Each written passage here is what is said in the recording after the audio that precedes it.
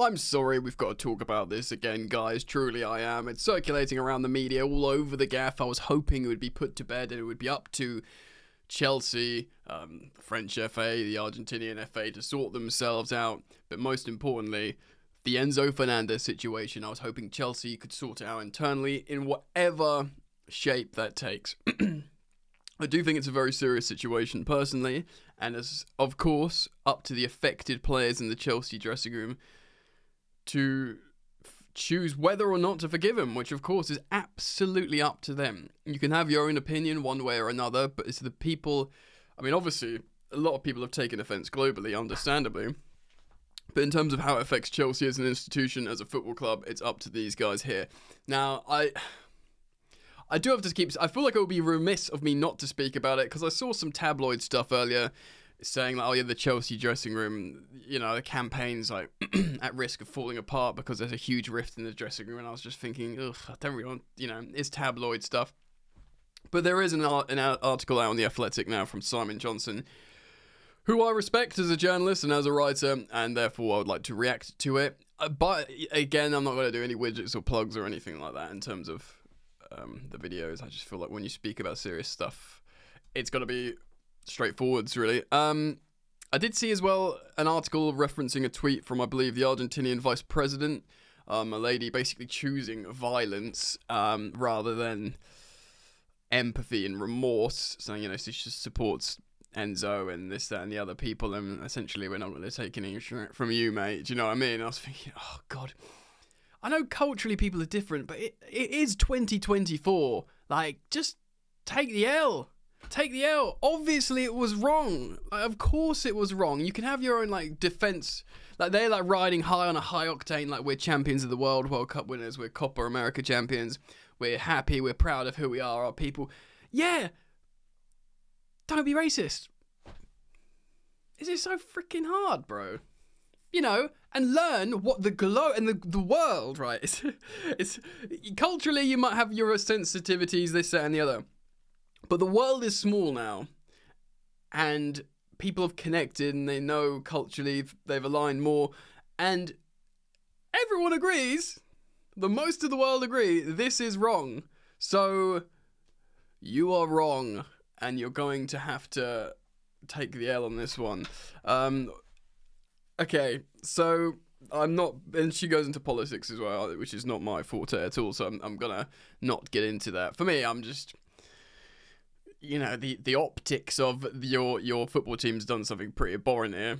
Accept it, move on, and educate, and, you know, and actually, hopefully, something good can come out of something bad, and everyone learns, oh yeah, this was offensive, we don't want to make people feel sad and segregate and discriminate. Let's not do that anymore. Let's just, you know, let's try and be nice to each other. Something good out of something bad, right? No, they've come out swinging, apparently. Anyway, I'm gonna, early doors, reiterate my initial position when I originally spoke on this, and this is just speculation. I don't think Enzo Fernandez is a racist. I think he's done something racist through ignorance and a lack of education and a lack of understanding. Of course, we've since seen, you know, of course, Fofana rightly and understandably referencing it and being very upset. The French black Chelsea players following Enzo. Supposedly a rift in the dressing room. We're going to learn about that in just a moment. But you know, people defending them, people of all races, creeds and backgrounds, coming to his defense, of course, most notably and publicly, Nicholas Jackson, an African player, of course, not French, who posted a picture of him and him together, as well as obviously that video of Enzo playing with that little black kid, and it was actually quite a lovely moment, you know, playing peekaboo and giving him a cuddle and stuff. And yeah, I don't think Enzo, again, I can't tell you definitively. Everyone's got their really strong opinions, like he's this, he's that, he's not this, he's not that, but no one knows except him. But through behaviours that I've seen as a Chelsea fan, I wouldn't have, you know, I think it's a cultural ignorance, and it's a dumb thing, it's a youth thing, and it's does something really bad. Now, I'm not trying to defend it and saying we should move on from it, because it's not my decision to make.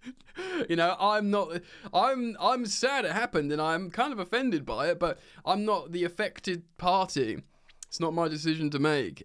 But what is my decision is to recognize the severity and importance of what's going on here. All right, mate? Usually the content's fun and upbeat, but this is important. So Simon Johnson writes this on The Athletic. Enzo Fernandez is expected to join up with his Chelsea teammates on the pre-season tour of the US later this month. Wow. It's a matter of days. And only then will the club find out just how well the apology over his behaviour has been received. New head coach Enzo Maresca has been working at the training ground for only a couple of weeks and is already having to cope with the first significant test of his man management skills. Welcome to Chelsea indeed. Yeah, this is actually something that you'd probably feel like Pochettino would be great at, because Pochettino is, of course, Argentinian himself, but he's very inclusive and loving, and he's an amazing man manager. I think Pochettino, it's almost like you want to bring him back in for a bit. Can you sort these boys out? And look, we just this morning, earlier, I reacted to the news that the Chelsea players really loving Enzo Maresca's tactics and instructions. So it's the off the training ground stuff that's causing an issue here. I'm just going to sip my coffee. Let's read on. As one source close to a senior player, here we go, here's that line, speaking anonymously, easy for me to say, speaking anonymously to The Athletic to protect relationships, explained, before this live stream from Enzo Fernandez, the start of Maresca's regime at Chelsea could not have gone any better. Members of the squad who were not involved in the international tournaments began reporting back on the 4th of July, and the feedback from the Italian sessions has been very positive. The mood has been good. Yeah, good vibes. Go if you want good vibes, go watch my previous video. That is until Fernandez's live stream of a video found him and some of his Argentina teammates singing what the French Football Federation has labelled a racist and discriminatory song. It is.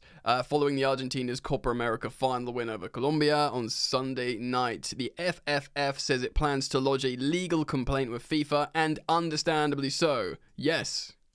The lyrics are offensive, mocking the background of French players, and with an element of transphobia for good measure too.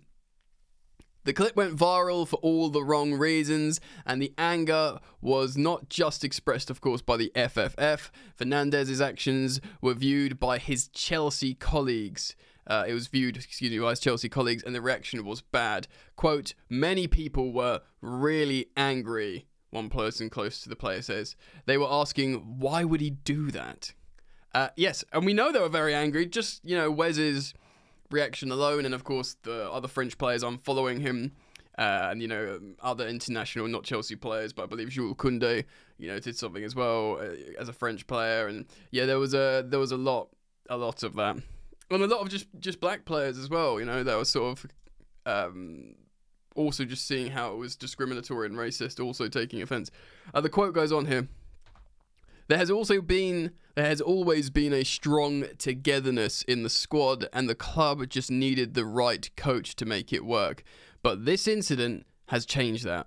It will be interesting to see what happens when Fernandez goes back to the club. Another individual familiar with the team environment described the situation as being even more dire than the camp had initially been. Fractured.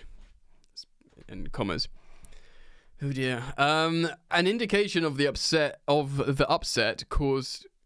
An indication of the upset caused came on Tuesday when Chelsea's French players unfollowed Fernandez en masse on Instagram. One player, defender, of course, Wesley Fofana, said the clip said uninhibited racism, and then of course rather sickeningly, I can't speak.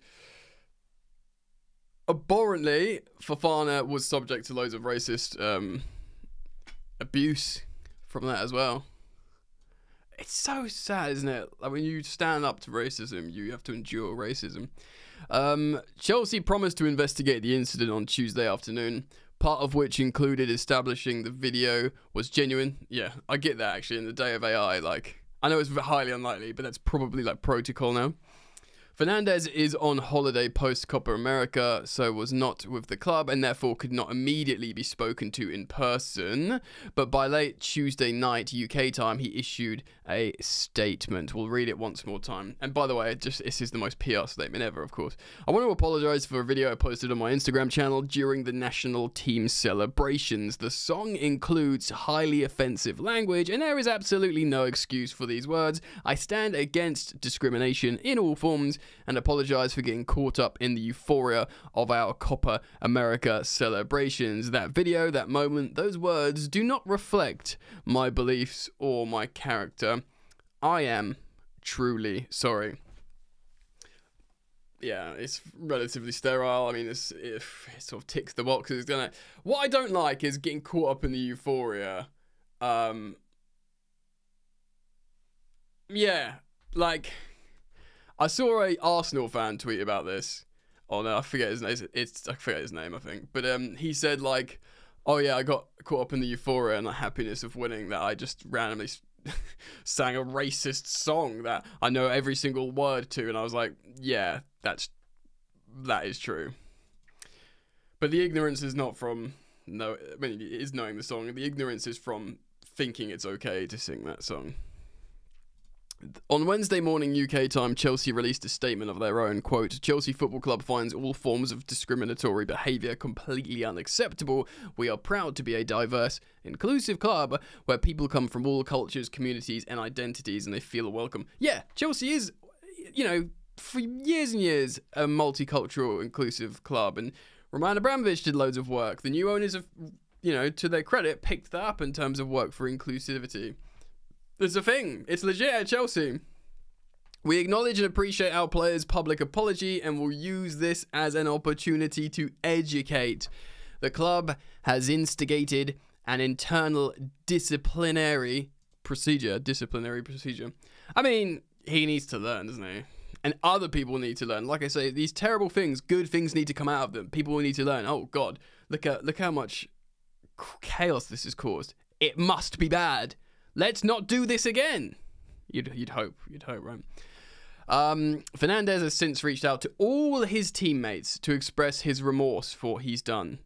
Well, that's good. Chelsea Senegal international Nico Jackson also posted on his Instagram, of course, the images of Fernandez. One of him playing with the little kid, and one of them sitting with Nico. And he said Enzo with this young fan. Apparently, the post has been deleted. Nico, I didn't know that. That's interesting. Yeah, wow. Perhaps an indication that things have not moved on quite as simply as Chelsea players had hoped. Provided by David Detra Fofana. Of course, he also did a social media post that says the football that I like is multi-ethnic.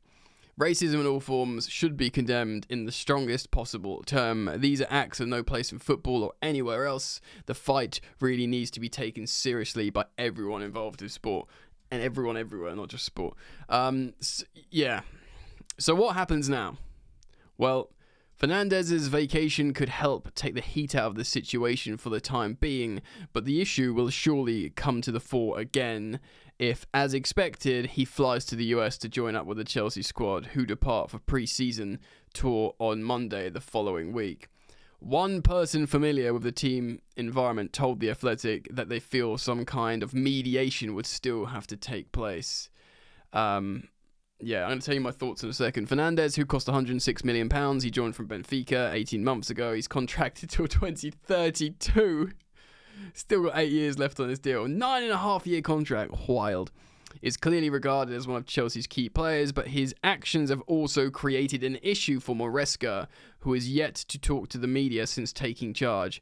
Inevitably, the Italian will have to answer questions about it for the foreseeable future, and the player's bond with his colleagues, let alone his form. It will now be under more scrutiny than ever. Freaking hell. Welcome to Chelsea indeed, Enzo Maresca. Your namesake has got you in a tricky situation. In a way, like, I think it's like the fact how it's been, there's more black French Chelsea players at Chelsea now than ever. There's 6. Imagine if there was just one, how they would feel. I mean, obviously, it's not. I'm not saying it makes them feel any better, but at least there can be a sense of camaraderie, and they can maybe stand up to it together and support each other in a moment of great offense. You know, because he's like, look, I'm not saying, I don't know, I don't actually necessarily think Enzo's got the biggest ego in the world. I don't think so. And despite being a World Cup winner, I think there is a humility to his play style and his work rate and his team ethic in terms of on the pitch. So. But he's still a big, high-profile, like, icon of a player. If it was one, individual French black player for Chelsea, they might feel more like internalized with their frustration and pain from it. But because this, Billy Big Bollocks over here is doing this, and it's affecting me. But at least there's sort of a group of them, and it puts Chelsea in a very, they have to support, like, they've got to make a bunch of players feel better about this. What will happen? Well, I'm not surprised that this is happening, because, the fact that Wesley Fofana, he's not spoken about it again. He's known his tweets gone viral, as it would, and he's kept it. Obviously, he's not taken it down. So despite having a public apology from Enzo, despite being directly apologised to, I don't know on what format that is, whether it's a message in the WhatsApp group or whether he sent a video, or I don't know, I'm speculating, but clearly that's not enough, and understandably. And is it ruptured beyond repair? Can they build from here?